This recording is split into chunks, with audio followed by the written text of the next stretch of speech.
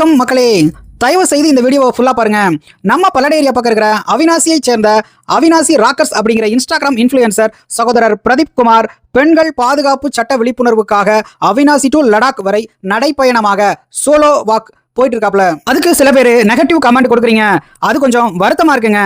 சகோதரர் அவினாசி ராக்கர்ஸுக்கு நான் சொல்றது என்னன்னா, ஒண்ணுமே இல்லைன்னு உதறித்தல்னு திருக்குறள் உலக பொதுமறை ஆகலையா? ஆயுதமே இல்லாம அண்ணல் காந்தி வெள்ளையரை அடிச்சு விரட்டலையா? நடந்தே போடான்னு சொன்னவங்க முன்னாடி 4 லட்சம் ரூபாய் கார்ல சூப்பர் ஸ்டார் வந்து காட்டலையா? 8ஆம் வகுப்பு பெயிலான டெண்டுல்கர் தன்னை பத்தி அதே 8ஆம் வகுப்பு புத்தகத்துல பாடமா வர வைக்கலையா? இவ்வளவு ஏங்க, மூஞ்சியே சரியில்லைன்னு சொன்னவங்களுக்கு மத்தியில முதலமைச்சர் வேட்பாளரா தளபதி வந்து நிக்கலையா?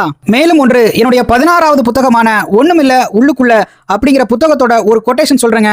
வரலாறு படித்தால் உனக்கு பெருமை, படைத்தால் உன்னால் பெருமை. முயற்சிக்க தயங்குவதும் முயற்சியை தடுப்பதும் மூடர்களின் செயல்.